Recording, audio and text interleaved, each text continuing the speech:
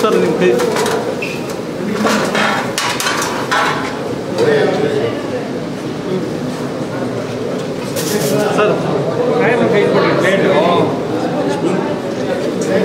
Sir sir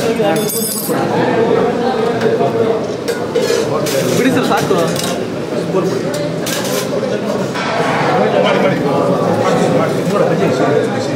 ಅಣ್ಣ ನಿಮ್ಮ mobile ಹಿಂದೆ ಬರ್ತದೆ ಸರ್ ಸರಿ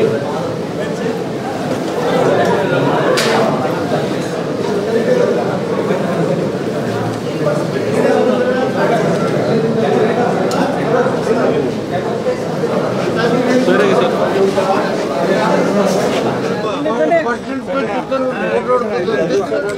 ಬರಲಿ ಸರ್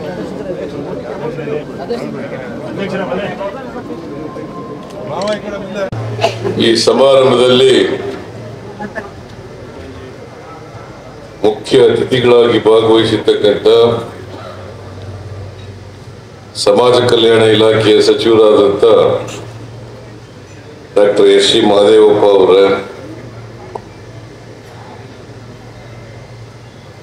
ಲೋಕಸಭಾ ಸದಸ್ಯರಾದಂಥ ಸುನಿಲ್ ಬೋಸ್ ಅವರ, ಮಾಜಿ ಮಂತ್ರಿಗಳು ಶಾಸಕರು ಆದಂಥ ಶ್ರೀ ಪುಟ್ಟರಂಗ ಶೆಟ್ಟಿ ಅವರ,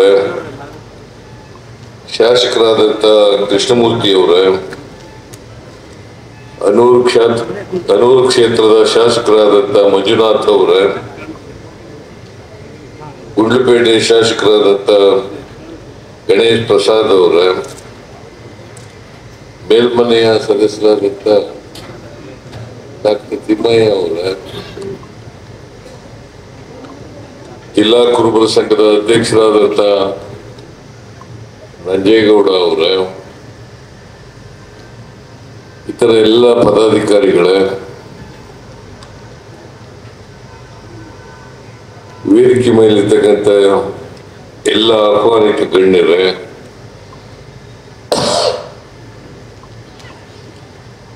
ಇಲ್ಲಿ ಆಗಮಿಸಿರ್ತಕ್ಕಂಥ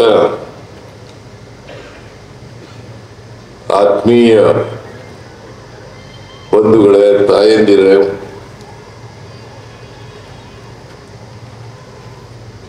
ಮಾಧ್ಯಮದ ಗೆಳೆಯರು,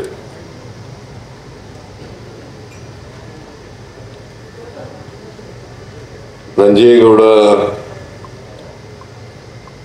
ಚಾಮರಾಜನಗರದ ಜಿಲ್ಲಾ ಅಧ್ಯಕ್ಷರಾದ ಮೇಲೆ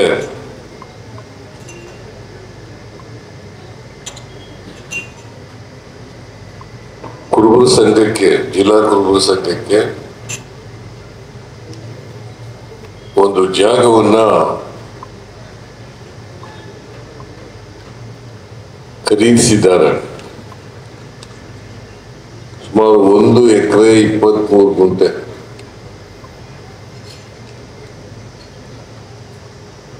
ಅದು 52,000ಕ್ಕೆ 52 ಲಕ್ಷಕ್ಕೆ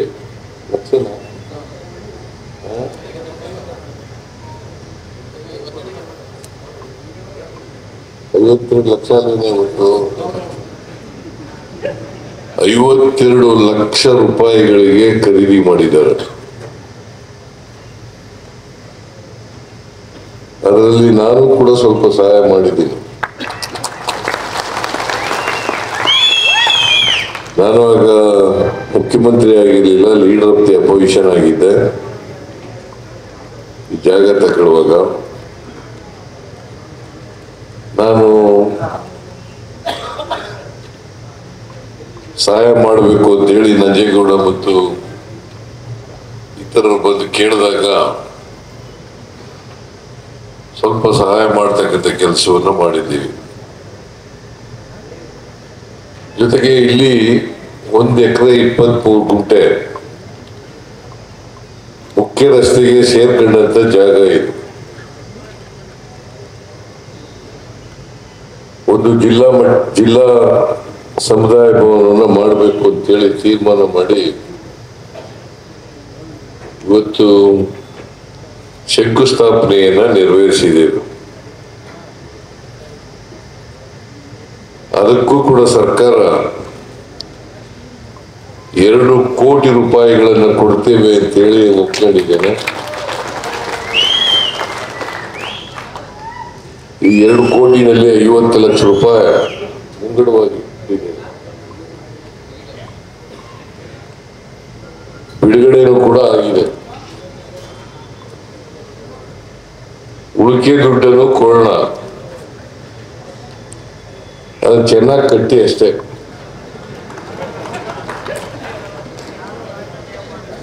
ಕೆಲವರೆಲ್ಲರೂ ಕೂಡ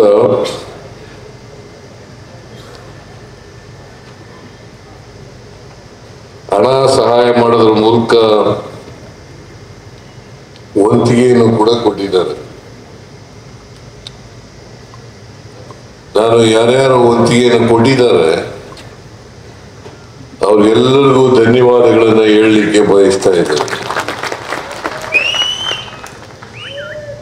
ಜಾಗ ದೊಡ್ಡದಾಗಿರೋದ್ರಿಂದ ಇಲ್ಲಿ ಒಂದು ಹಾಸ್ಟೆಲ್ ನಿರ್ಮಾಣ ಆಗಬೇಕು, ಜೊತೆಗೆ ಒಂದು ಎಜುಕೇಶನ್ ಇನ್ಸ್ಟಿಟ್ಯೂಷನ್ ಕೂಡ ಮಾಡಬೇಕು. ನೀವು ಅದನ್ನು ಮಾಡಿದ್ರೆ ಅವಕ್ಕೂ ಸಹಾಯ ಮಾಡೋಣ ಅಂತಕ್ಕಂಥ ಮಾತುಗಳನ್ನು ಹೇಳಲಿಕ್ಕೆ.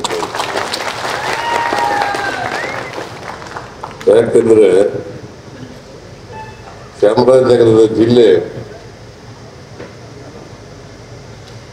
ಬಹಳ ಹಿಂದುಳಿದಿರ್ತಕ್ಕಂಥ ಜಿಲ್ಲೆ.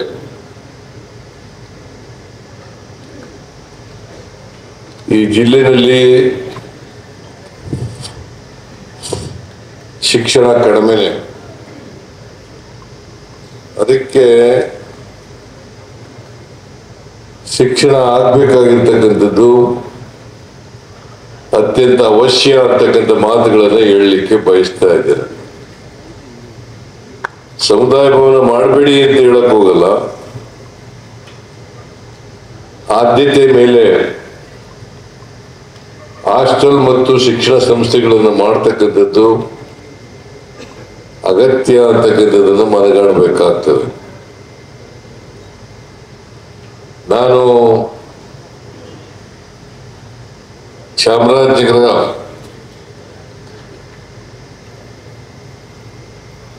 ಸಮಾಜದಲ್ಲಿರ್ತಕ್ಕಂಥ ಎಲ್ಲ ಬಡವರು, ಕುರುಬರು, ಉಪ್ಪಾರರು, ಗಾಣಿಗರು, ಧೋಬಿಗಳು,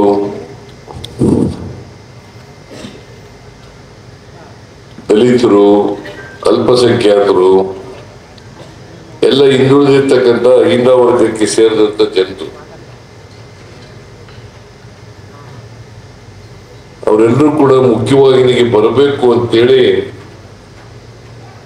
ನಮ್ಮ ಸರ್ಕಾರ ಅನೇಕ ಕಾರ್ಯಕ್ರಮಗಳನ್ನು ಮಾಡಿದ್ದೀವಿ. ಹಿಂದೆ 2013ರಿಂದ 2018ರವರೆಗೆ ಮುಖ್ಯಮಂತ್ರಿ ಆಗಿರುವಾಗ, ಈಗ ಮತ್ತೆ 2023ರಿಂದ ಮುಖ್ಯಮಂತ್ರಿ ಆಗಿದ್ದೇನೆ. ಈ ಅವಧಿನಲ್ಲೂ ಕೂಡ 5 ಗ್ಯಾರಂಟಿ ಯೋಜನೆಗಳನ್ನು ಕೊಡೋದ್ರ ಮೂಲಕ ನಾವು ಅನೇಕ ಬಡವರು, ರೈತರು, ದಲಿತರು, ಹಿಂದುಳಿದವರು, ಅಲ್ಪಸಂಖ್ಯಾತರಿಗೆ, ಇದು ಇಂಥ ಜಾತಿ ಬಡವರು ಏನಲ್ಲ,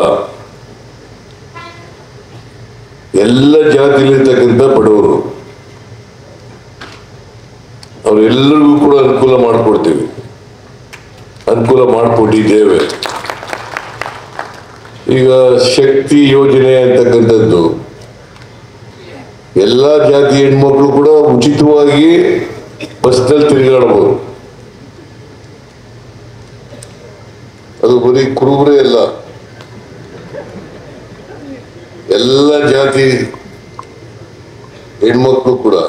ಅದಕ್ಕೇನು ಬಡತನ ಶ್ರೀಮಂತಿಗೆ ಇಲ್ಲ.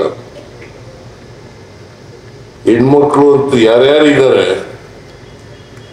ಎಲ್ಲ ಪಾರ್ಟಿಯವರು, ಎಲ್ಲ ಜಾತಿಯವರು, ಎಲ್ಲ ಧರ್ಮದವರು, ಅವರೆಲ್ಲರೂ ಕೂಡ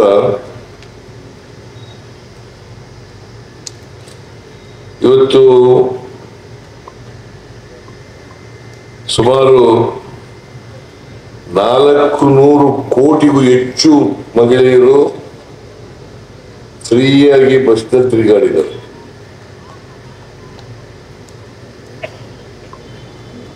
ಯಾಕೆ ಮಾಡಿದೀವಿ ಅಂತಂದ್ರೆ, ಒಂದು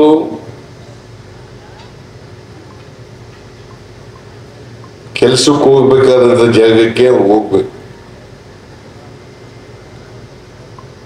ಎರಡನೇದು, ಅದು ಸರ್ಕಾರಿ ನೌಕರಿ ಇರಲಿ, ಖಾಸಗಿ ನೌಕರಿ ಇರಲಿ, ಅಥವಾ ಕೂಲಿ ಕಾರ್ಮಿಕರ ಕೆಲಸ ಮಾಡಲಿ, ಅವರೆಲ್ಲರೂ ಕೂಡ ಉಚಿತವಾಗಿ ಬಸ್ನಲ್ಲಿ ತಿರುಗಾಡಬೇಕು ಅಂತಕ್ಕಂಥ ಕಾರ್ಯಕ್ರಮವನ್ನು ಜಾರಿಗೆ ಕೊಟ್ಟಿದ್ದೀವಿ. ಇದರಿಂದ ಅವರಿಗೆ ದುಡ್ಡು ಉಳಿತಾಯ ಆಗತ್ತೆ. ಜೊತೆಗೆ ದುಡ್ಡಿನ ತೊಂದರೆಯಿಂದ ಪ್ರಯಾಣ ಮಾಡೋದು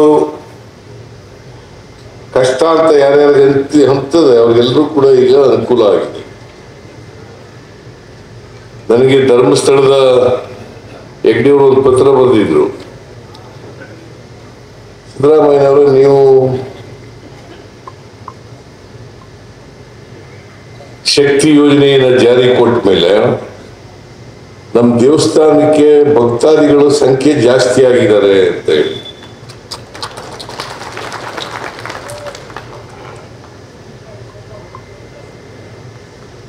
ಹಾಗೆ 1,22,00,000 ಕುಟುಂಬಗಳಿಗೆ 2,000 ರೂಪಾಯಿ ಮನೆ ಯಜಮಾನಿಗೆ ಫ್ರೀಯಾಗಿ ಕೊಡ್ತೀವಿ. 2,000 ರೂಪಾಯಿ. ಅದು ಈ ಜಾತಿ ಆ ಜಾತಿ ಅಂತಿಲ್ಲ, ಆ ಧರ್ಮ ಈ ಧರ್ಮ ಅಂತಿಲ್ಲ, ಎಲ್ರಿಗೂ ಸಿಗುತ್ತೆ. ಇನ್ಕಮ್ ಟ್ಯಾಕ್ಸ್ ಕಟ್ಟೋರಿಲ್ಲ, ಬಾಕಿಯವ್ರಿಗೆಲ್ಲ ಸಿಗುತ್ತೆ. ಆಮೇಲೆ ಅಕ್ಕಿ ಮೊದಲು ನಾನು 5 kg ಕೊಡ್ಲಿಕ್ಕೆ ಪ್ರಾರಂಭ ಮಾಡಿದ್ದೆ, ಅದನ್ನು ಕಂಟಿನ್ಯೂ ಮಾಡಿದ್ರು. ಈಗ ಮತ್ತೆ 5 kg ಕೊಡ್ಲಿಕ್ಕೆ ಪ್ರಾರಂಭ ಮಾಡಿದ್ದೀನಿ.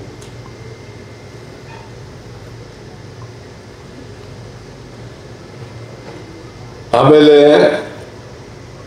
200 ಯೂನಿಟ್ ವರೆಗೆ ಫ್ರೀಯಾಗಿ ಕರೆಂಟ್ ಕೊಡ್ತೀನಿ. ಯಾರು ಕರೆಂಟ್ ಫೀಸ್ ಕಟ್ಟಬೇಕಾಗಿಲ್ಲ, ಅಲ್ಲ ಕರೆಂಟ್ ಬಿಲ್ ಅನ್ನ ಕಟ್ಟಬೇಕಾಗಿಲ್ಲ. ಸಾಮಾನ್ಯವಾಗಿ 90% ಜನ 200 ಯೂನಿಟ್ ಒಳಗಡೆನೆ ಬಳಸೋದು ವಿದ್ಯುತ್ತನ್ನ. ಅದಕ್ಕಿಂತ ಜಾಸ್ತಿ ಬಳಸೋರು ಬಹಳ ಕಡಿಮೆ. ಶ್ರೀಮಂತರು, ಫ್ಯಾಕ್ಟ್ರಿಗಳು, ವಿದ್ಯಾಸಂಸ್ಥೆಗಳು ಅವು ಮಾಡಬಹುದು ಅಷ್ಟೇನೆ. ಆಮೇಲೆ ಯುವ ನಿಧಿ ಅಂತಕ್ಕಂಥ ಕಾರ್ಯಕ್ರಮವನ್ನು ಕೂಡ ಜಾರಿಗೆ ತಂದಿದ್ದೀವಿ. ನಿರುದ್ಯೋಗದ ಸಮಸ್ಯೆ ಬಗೆಹರಿಬೇಕು ಅಂತ ಹೇಳಿ ಅದನ್ನು ಕೂಡ ಮಾಡ್ತಕ್ಕಂಥ ಕೆಲಸ ಮಾಡಿ. ಅದೇನೇ ಆಗಲಿ, ಒಟ್ಟಾರೆಯಾಗಿ ಎಲ್ರಿಗೂ ಸಮಾನತೆ ಬರಬೇಕು. ಯಾವ ಧರ್ಮಕ್ಕೆ ಸೇರಿರಲಿ, ಯಾವ ಜಾತಿಗೆ ಸೇರಿರಲಿ. ನಮ್ಮ ಸಂವಿಧಾನ ಏನಪ್ಪ ಹೇಳ್ತದೆ ಅಂತಂದ್ರೆ, ಬಾಬಾ ಸಾಹೇಬ್ ಅಂಬೇಡ್ಕರ್ ಅವರು ಕೊಟ್ಟಿರ್ತಕ್ಕಂಥ ಸಂವಿಧಾನ ಎಲ್ಲರೂ ಸಮಾನತೆಯಿಂದ ಇರಬೇಕು, ಸಮಾನ ಅವಕಾಶಗಳು ಸಿಗ್ಬೇಕು ಎಲ್ರಿಗೂ. ಎಲ್ರಿಗೂ ಸಂಪತ್ತು ಹಂಚಿಕೆ ಆಗ್ಬೇಕು, ಎಲ್ರಿಗೂ ಅಧಿಕಾರ ಹಂಚಿಕೆ ಆಗ್ಬೇಕು.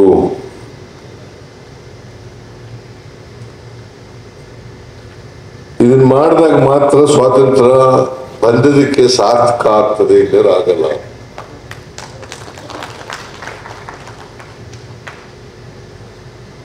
ಅದಕ್ಕೆ ನಾನು ಹಿಂದೆ ಚೀಫ್ ಮಿನಿಸ್ಟರ್ ಆಗಿರುವಾಗ ಶಾಶ್ವತ ಹಿಂದುಳಿದ ಆಯೋಗದಿಂದ ಒಂದು ಸಾಮಾಜಿಕ, ಶೈಕ್ಷಣಿಕ, ಆರ್ಥಿಕ ಸಮೀಕ್ಷೆಯನ್ನ ಮಾಡಿಸಿದ್ದೆ. ಸಾಮಾಜಿಕ, ಆರ್ಥಿಕ, ಶೈಕ್ಷಣಿಕ ಸಮೀಕ್ಷೆ. ಯಾಕಂದ್ರೆ ನಮ್ಮ ಸಂವಿಧಾನ ಬಂದು 75 ವರ್ಷ ಆಯ್ತು. ಈ 75 ವರ್ಷಗಳಾದರೂ ಕೂಡ ಬಡತನ ಎಷ್ಟು ಮಟ್ಟಿಗೆ ನೀಗಿಸಿದ್ದೀವಿ, ಎಷ್ಟು ಜನಕ್ಕೆ ಶಿಕ್ಷಣ ಕೊಟ್ಟಿದ್ದೀವಿ, ಎಷ್ಟು ಜನಕ್ಕೆ ಉದ್ಯೋಗ ಕೊಟ್ಟಿದ್ದೀವಿ, ಎಷ್ಟು ಜನಕ್ಕೆ ರಾಜಕೀಯ ಪ್ರಾತಿನಿಧ್ಯ ಸಿಕ್ಕಿದೆ, ಇವೆಲ್ಲ ಗೊತ್ತಾಗಬೇಕಲ್ಲ. ಅವರ ಆರ್ಥಿಕ ಸಾಮಾಜಿಕ ಪರಿಸ್ಥಿತಿ ಏನು ಅನ್ನೋದು ಗೊತ್ತಾಗಬೇಕಲ್ಲ. ಗೊತ್ತಾದ್ರೆ ಇನ್ನೂ ಅವಕಾಶಗಳಿಂದ ವಂಚಿತರಾಗಿರ್ತಕ್ಕಂಥ ಜನರಿಗೆ ಅವಕಾಶಗಳನ್ನು ಒದಗಿಸ್ಕೊಡ್ಲಿಕ್ಕೆ ಸಾಧ್ಯ. ಇದನ್ನ 2015ರಲ್ಲಿ ನಾನು ಮಾಡಿದೆ. ಅವತ್ತಿನಿಂದ ನೆನಗುದಿ ಬಿದ್ದಿತ್ತು. ಕುಮಾರಸ್ವಾಮಿ ತಗೊಳ್ಳಿಲ್ಲ, ಆಮೇಲೆ ಯಡಿಯೂರಪ್ಪ ತಗೊಳ್ಳಿಲ್ಲ, ಬಸವರಾಜ ಬೊಮ್ಮಾಯಿ ತಗೊಳ್ಳಿಲ್ಲ, ಅವ್ರು ಯಾರು ಕೂಡ ತಗೊಳ್ಳಿಲ್ಲ. ನಾನು ಮತ್ತೆ ಅದನ್ನ ತಗೊಂಡು ಅದನ್ನು ಕ್ಯಾಬಿನೆಟ್ ನಲ್ಲಿ ಇರ್ತಕ್ಕಂಥ ಪ್ರಯತ್ನವನ್ನು ಮಾಡಿದ್ದೀವಿ.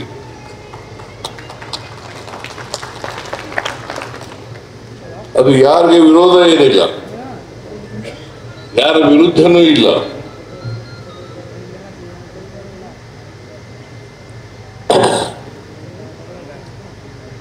ಎಲ್ಲರೂ ಯಾರಿಗೆ ಅವಕಾಶಗಳಿಂದ ವಂಚಿತರಾಗಿದ್ದಾರೆ, ಶೋಷಣೆಗೊಳಪಟ್ಟಿದ್ದಾರೆ, ಆ ಜನರಿಗೆ ಆರ್ಥಿಕವಾಗಿ ಸಾಮಾಜಿಕವಾಗಿ ಶಕ್ತಿ ತುಂಬತಕ್ಕಂಥ ಕೆಲಸ ಇದನ್ನು ಮಾಡಬೇಕು ಅಂತೇಳಿ ಪ್ರಯತ್ನ ಮಾಡ್ತಾ ಇದ್ದೀವಿ.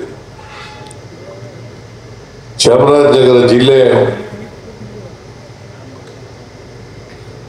ನಮಗೆ ಬಹಳ ಪ್ರಿಯವಾದಂಥ ಜಿಲ್ಲೆ.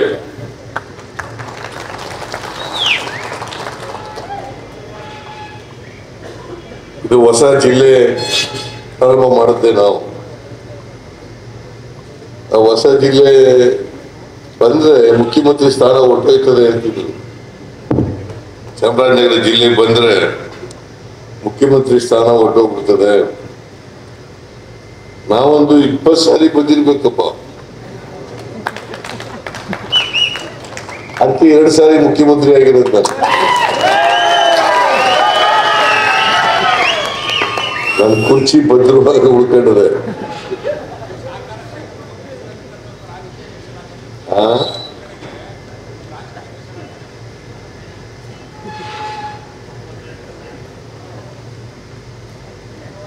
ರಾಜಕೀಯ ಮೀಸಲಾತಿ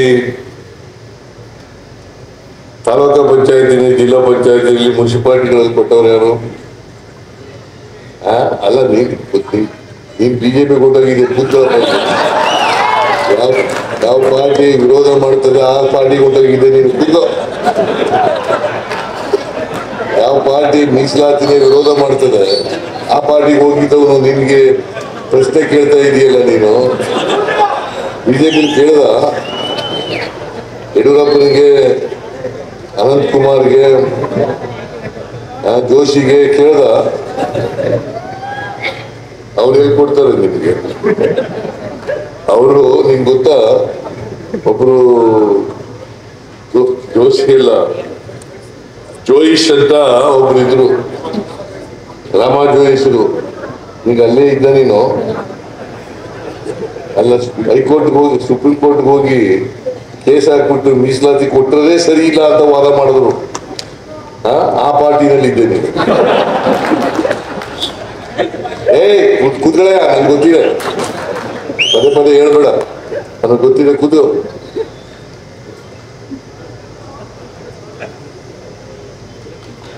ಯಾವ ಪಾರ್ಟಿ ಹಿಂದುಳಿದವರಿಗೆ ವಿರುದ್ಧವಾಗಿದ್ದಾರೆ, ಈಗ ಸೋಷಿಯೋ ಎಕನಾಮಿಕ್ ಸರ್ವೆ ಮಾಡಿಸಿದ್ದೀನಲ್ಲ, ಅದ್ರ ವಿರೋಧ ಮಾಡ್ತಾ ಇರೋರು ಯಾರು? ಯಾರಪ್ಪ? ಒಳ್ಳೇದ? ಅಶೋಕ ಏನ್ ಮಾಡ್ತಾ ಇದ್ದಾನೋ? ವಿಜಯೇಂದ್ರ ಏನ್ ಮಾಡ್ತಾ ಇದ್ದಾನೋ?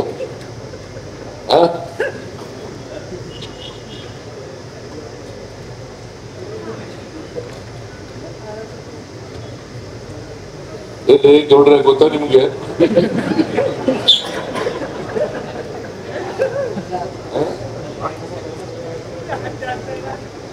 ನಾನು ನನ್ನನ್ನೇ ಬೆಂಬಲಿಸ್ಬೇಕು ಅಂತ ಹೇಳಲ್ಲ. ಯಾರು ನಿನ್ ಪರ ಇರ್ತಾರೆ ಅವ್ರ ಪರ ಬೆಂಬಲಿಸ್ತೇನೆ. ಯಾರು ನಿಮ್ ವಿರುದ್ಧ ಇರ್ತಾರೆ ಅವ್ರಿಗೆ ಬೆಂಬಲಿಸ್ಬೇಕು. ಯಾರು ನಿಮ್ ಸುರೇಶ್ನ ಹೊಟ್ಟೋಗಿದೆ ಬಿಜೆಪಿಗೆ, ಈಗ ಅಲ್ಲೇ ಇದ್ದಾನ. ನಮ್ ಜೊತೆಲಿ ಗಿರಾಕಿಗಳೇ ಅಲ್ಲಿ ಇಲ್ಲಿ ಸಿಗ್ತಿಲ್ಲ ಅಂತ ಅಲ್ಲಿ ಹೋಗಿದ್ದಾರೆ, ಅಲ್ಲೇನು ಸಿಗ್ತಿಲ್ಲ ಅಂತ ಮತ್ತೆ ಇಲ್ಲಿ.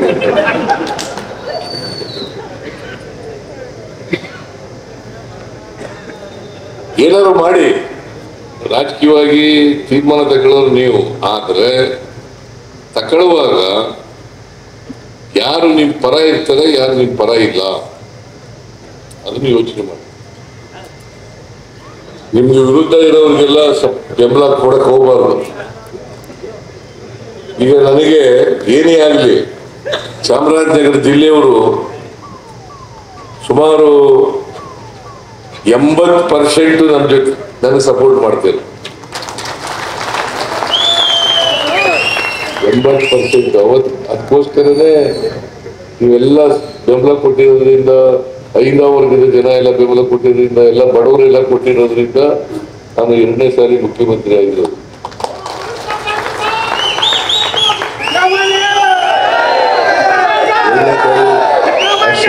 ಮುಖ್ಯಮಂತ್ರಿ ಆಗೋದು. ಆ ಬಂಗಾರಪ್ಪನವ್ರನ್ನೇ 2 ವರ್ಷ ತಗದಾಕ್ಬಿಟ್ರು, ವೀರಪ್ಪ ಮೊಯ್ಲಿಯವ್ರನ್ನೇ 2 ವರ್ಷ ತಗದಾಕ್ಬಿಟ್ರು. ನಾನು ದೇವರಾಜ ಅರಸು ಬಿಟ್ಟರೆ 5 ವರ್ಷ ಪೂರೈಸಿರೋರು, ಅವ್ರು ಬಿಟ್ಟರೆ ನಾನೇ ಪೂರೈಸಿರೋ.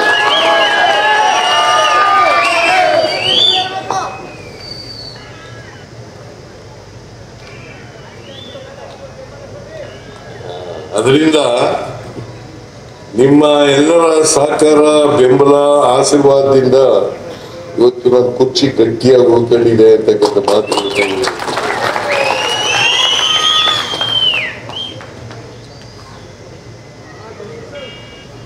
ಇನ್ನು ಮುಂದಿನ ಕೂಡ ನಿಮ್ಮ ಆಶೀರ್ವಾದ ಇರಲಿ.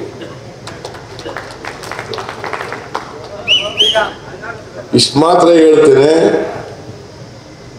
ನಿಮ್ ಜೊತೆ ನಾನು ಯಾವಾಗಲೂ ಕೂಡ ಇರ್ತೇನೆ. ನೀವು ಆಶೀರ್ವಾದ ಮಾಡಿ ಮಾಡದೆ ಹೋಗಿ, ಸಾಮಾಜಿಕ ನ್ಯಾಯದ ಪರವಾಗಿರುತ್ತೇನೆ.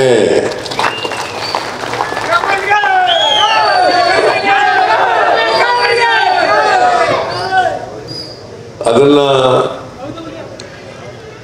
ಬಹಳ ಜನ ತಿಳ್ಕೊಂಡವ್ರೆ, ಕೆಲವರು ಮಾತ್ರ ತಿಳ್ಕೊಳಕ್ ಹೋಗಿಲ್ಲ. ಈ ಸಮುದಾಯ ಭವನ ನಂಜೇಗೌಡ ಏನು ಎಲ್ಲ ಜಿಲ್ಲೆಯವರೆಲ್ಲ ಒಗ್ಗಟ್ಟಾಗಿದ್ದಾರ?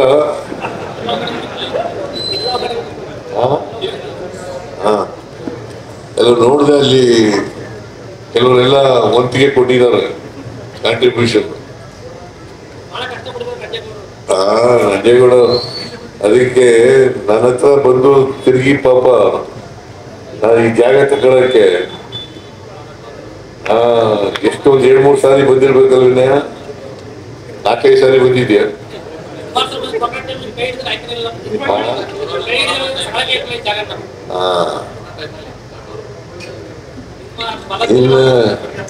ಇನ್ನು ಇದಕ್ಕೆ ಸಮುದಾಯ ಭವನಕ್ಕೆ ಹಣ ಕೊಡೋಣ. 2 ಕೋಟಿ ಮಂಜೂರು ಮಾಡಿದ್ದೀನಿ, 50,000 ಕೊಟ್ಟಿದ್ದೀನಿ, 50 ಲಕ್ಷ ಕೊಟ್ಟಿದ್ದೀನಿ, ಕೊಡೋಣ.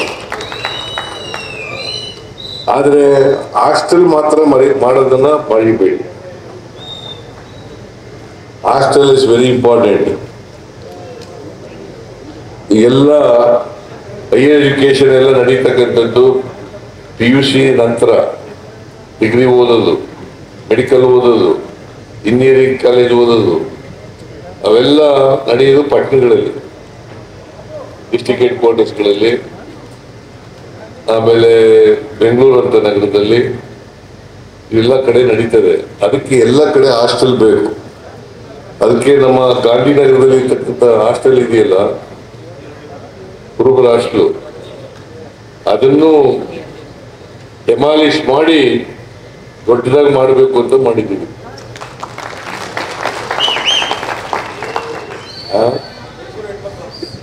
ಆಮೇಲೆ ಮೈಸೂರಿನಲ್ಲಿ ನೀವೆಲ್ಲ ನೋಡಿದ್ದೀರಿ ನನಗೆ ಗೊತ್ತಿಲ್ಲ, ಒಂದು ಹೆಣ್ಮಕ್ಳು ಹಾಸ್ಟೆಲ್ ಮಾಡಿದ್ದೀವಿ.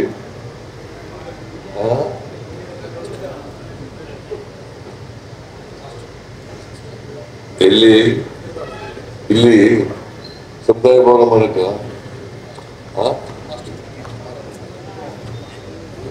ಸಮುದಾಯ ಭವನ ಮಾಡಕ್ಕೆ 6 ಕೋಟಿ ರೂಪಾಯಿ ಅಂತ ಮಾಡಿ ನಾನು ಬೇಡ ಅಂತ ಹೇಳಲ್ಲ. ಬಟ್ ಹಾಸ್ಟೆಲ್ ಮಾಡೋದು ಮಾತ್ರ ಮರೀತು.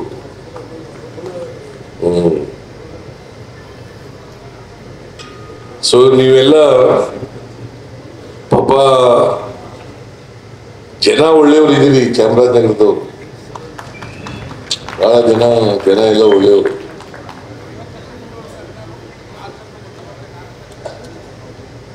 ಜನ ಎಲ್ಲ ಒಳ್ಳೆಯವರು, ಕೆಲವು ರಾಜಕಾರಣಿಗಳು ಸರಿ ಇಲ್ಲ ಅಷ್ಟೇ.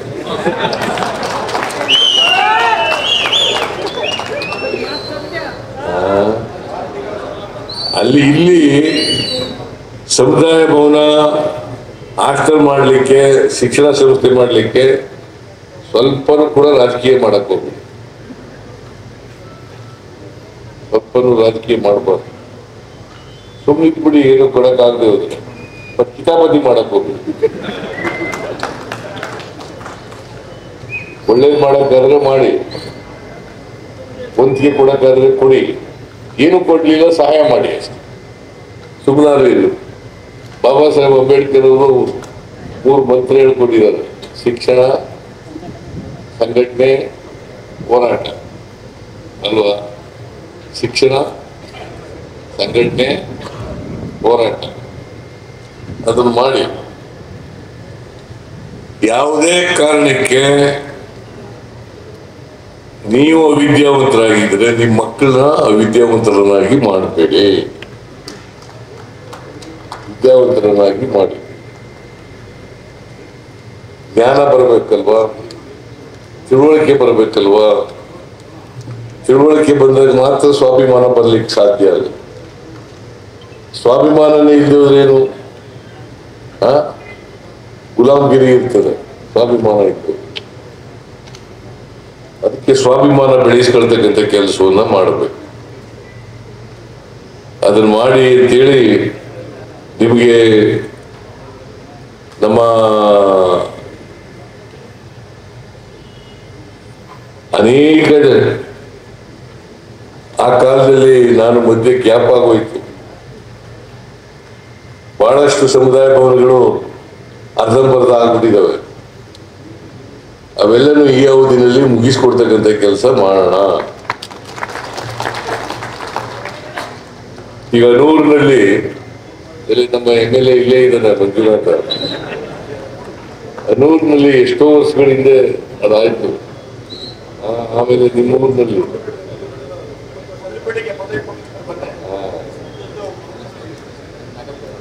ಅವ್ರು ಏನ್ ಮಾಡ್ತಾರೆ, ಎಷ್ಟು ಕೊಡ್ತಾರೆ ಅಷ್ಟಕ್ಕೆ ಮಾಡಲ್ಲ ಸಮುದಾಯ ಭವನ, ದೊಡ್ಡದಾಗ ಮಾಡ್ಬಿಡೋದು. ಈಗ 6 ಕೋಟಿ ಸಮುದಾಯ ಭವನ ಮಾಡ್ತಾ ಇದ್ದೀವಿ, ಜಿಲ್ಲಾ ಮಟ್ಟದ್ದು ಮಾಡಿ ಹೋಗ್ಲಿ.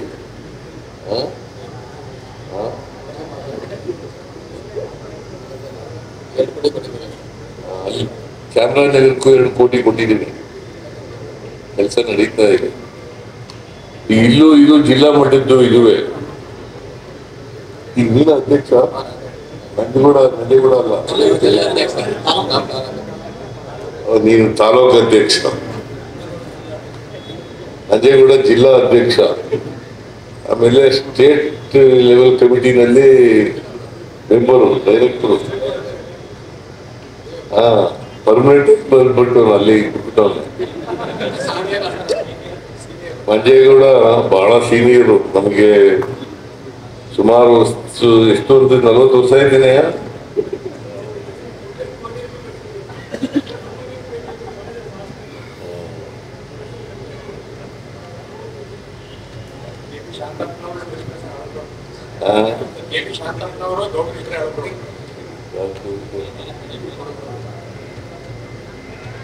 ಏನಿಲ್ಲ, ಬಹಳ ಜನ ಇದ್ದಾರೆ.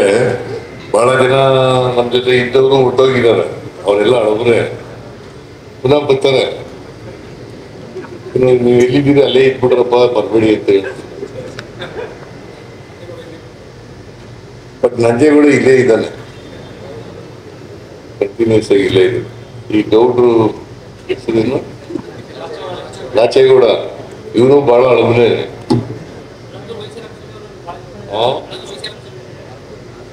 ವಯಸ್ಸು ರಕ್ಷಸ್ವಾಮಿಯ ಹಳಬ ಕಡೆ ಅವನು ಇಲ್ಲ ಅಲ್ಲ.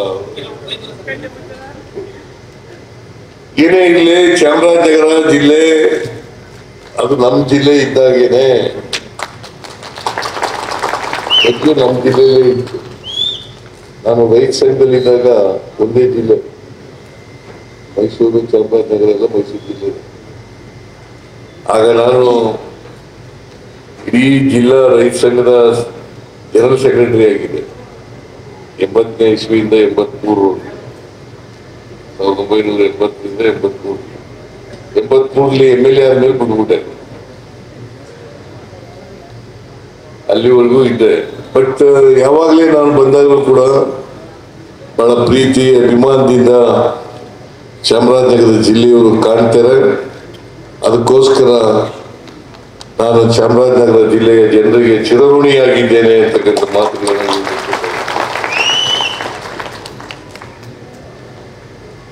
ಸೊ ನಾನು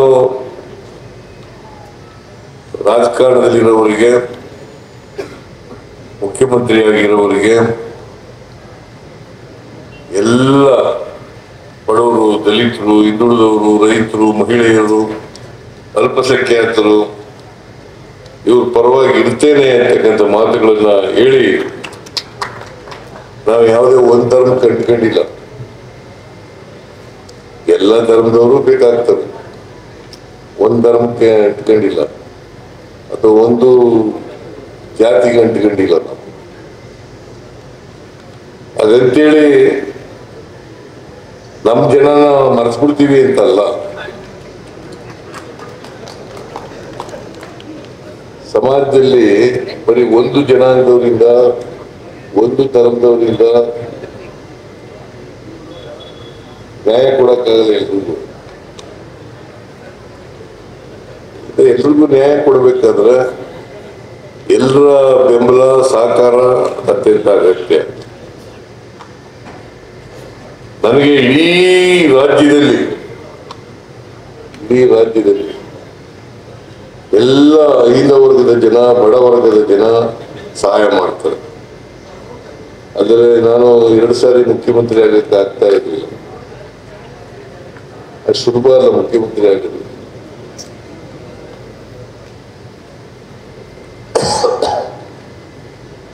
ಇನಿವೆ ಇವತ್ತು ನಾ ಇನ್ನೂ ಊಟ ಮಾಡಕ್ ಹೋಗ್ಬೇಕು.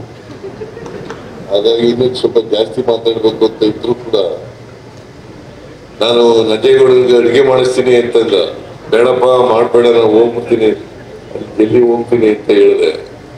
ಆದ್ರೆ ಅದಕ್ಕೋಸ್ಕರ ಅಡುಗೆ ಮಾಡಿಸಿದೆ ಇವ್ರಿಗೆಲ್ಲ ಬೇಡ ಅಂತ ನಾನೇ ಹೇಳಿದೆ. ಏನೇ ಆಗಲಿ, ಇವತ್ತು ಸಮುದಾಯ ಭವನಕ್ಕೆ ಶಂಕುಸ್ಥಾಪನೆಯನ್ನು ನಾವೆಲ್ಲರೂ ಕೂಡ ಮಾಡಿದ್ದೀವಿ. ತಿಮ್ಮಯ್ಯನವರೇ,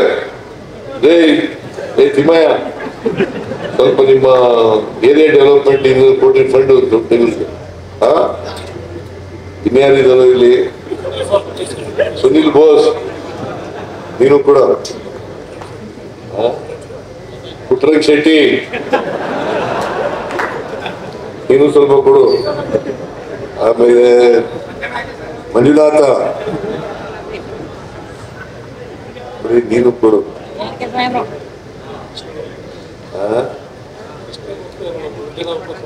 ಕೃಷ್ಣಮೂರ್ತಿ ಇದನ್ನ ಕೊಡೆ, ನೀನು ಕೊಡೆ. ಎಲ್ಲರೂ ಕೊಡ್ತಾರೆ, ಮತ್ತೆ ಇಷ್ಟೇ ಕೊಡ್ಬೇಕು ಅಂತ ಹಿಡಿಬೇಡಿ.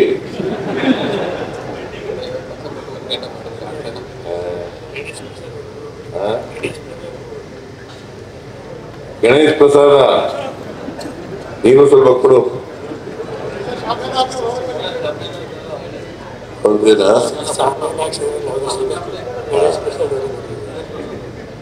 ಮಾಡ್ತಾನೆ, ಎಲ್ಲರೂ ಮಾಡ್ತಾರೆ. ನೀವು ಸ್ವಲ್ಪ ಅವ್ರನ್ನೆಲ್ಲ ಉಪಯೋಗಿಸ್ಕೊಳ್ಳೋದು ಮಾಡಿ ಅಷ್ಟೇ. ನಂಜೇಗೌಡನಿಗೆ ಗೊತ್ತಿದೆ ಹೆಂಗೆ ಇಲ್ಲ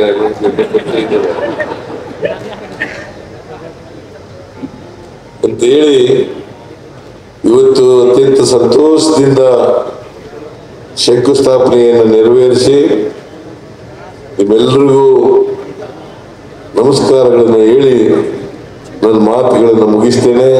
ಜೈ ಹಿಂದ್, ಜೈ ಕರ್ನಾಟಕ.